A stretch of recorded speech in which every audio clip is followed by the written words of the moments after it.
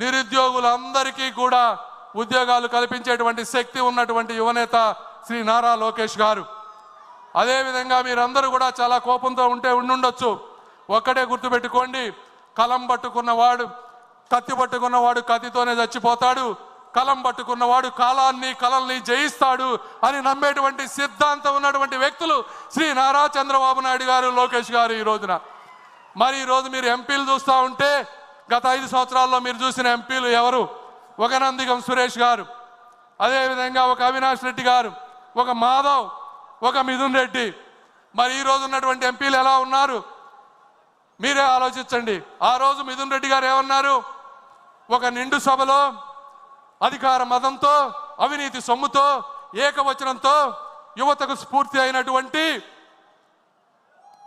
బడుగు బలహీన వర్గాలకు చెందినటువంటి కనీసం చీమకు కూడా అన్యాయం చేయనటువంటి చిరునవ్వుతో చిందించే రామ్మోహన్ నాయుడు గారిని ఏమన్నారో మీ అందరికీ తెలుసు. అలాంటి వ్యక్తిని ఈ రోజున కేంద్ర మంత్రిని చేసి దేశ విదేశాలు చెప్పుతూ అందరి చేత సెల్యూట్ కొట్టించే విధంగా చేసినటువంటి వ్యక్తి శ్రీ నారా చంద్రబాబు నాయుడు. మరి ఈరోజు ఉన్నటువంటి ఎంపీలు ఎవరు?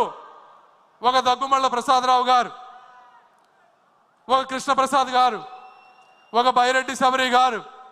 ఇలాంటి గొప్ప గొప్ప చదువుకున్న వ్యక్తులందరినీ కూడా రాజకీయాల్లో తీసుకొచ్చారు. వీళ్ళందరూ అక్కడ ఉన్నటువంటి ఎంపీలందరికీ జగన్మోహన్ రెడ్డి గారు మైన్స్ అప్పచెప్పారు, మందు అప్పచెప్పారు. బాబు గారు ఏమప్పచెప్పారో తెలుసా? ఒక్కొక్కరికి ఒక డిపార్ట్మెంట్ అప్పచెప్పారు. నువ్వు శిశు సంక్షేమ శాఖ చూసుకో అన్నారు. ఒకరికి పోర్టులు చూసుకోమని చెప్పారు. వీళ్ళు ఆ స్కీములన్నీ చదివి వస్తే బాబు గారు వస్తున్నారంటే భయపడేటువంటి పరిస్థితికి తీసుకొచ్చినటువంటి వ్యక్తి నారా చంద్రబాబు నాయుడు గారు. అదేవిధంగా మీరు ఈరోజు చూస్తే ఎంపీలు అందరూ, మిథున్ రెడ్డి గారు కోర్టుల చుట్టూ తిరుగుతూ ఉన్నారు అడ్వాన్స్డ్ బెయిల్ గురించి. మన ఎంపీలు ఎక్కడ తిరుగుతున్నారు?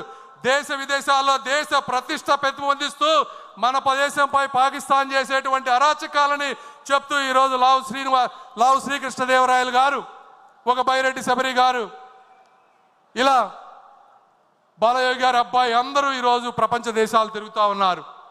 ఇది కార్యకర్తలు కానీ నాయకులు కానీ అందరూ కూడా గుర్తుంచుకోవాల్సినటువంటి విషయం. ఆఖరిగా జగన్మోహన్ రెడ్డి గారు ఈ ప్రాంత వాసి కాబట్టి నేను అందరికీ ఒకటే చెప్పదలుచుకున్నా, చంద్రబాబు నాయుడు గారిది కానీ తెలుగుదేశం పార్టీ కార్యకర్తలకు కానీ నాయకుల సహనాన్ని కానీ మీరు పరీక్షించవద్దు.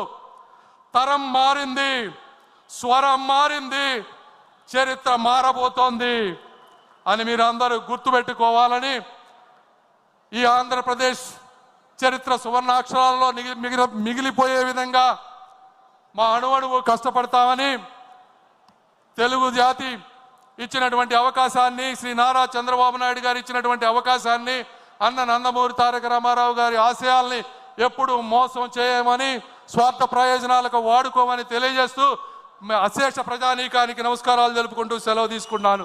జై తెలుగుదేశం.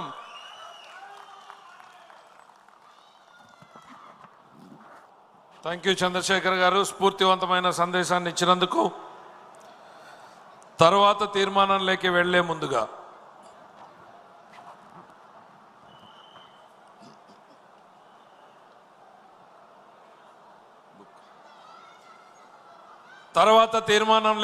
ముందుగా యువగళం పాదయాత్ర గురించి 2 మాటలు.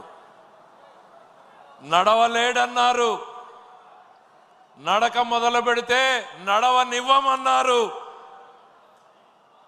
సభలు పెడతామంటే వేదిక లేకుండా చేశారు. రోడ్డు మీద మీటింగ్ పెడతామంటే రోడ్డు మీదనే అవకాశం లేకుండా చేశారు. చిన్న స్టూల్ ఎక్కి మాట్లాడితే స్టూల్ లాగేశారు. మైకులు లేకుండా చేశారు. కానీ ఆ స్వరం ఆగలేదు. ఇందాక పెమ్మసాని గారు చెప్పినట్టు తరం మారింది, స్వరం మారింది.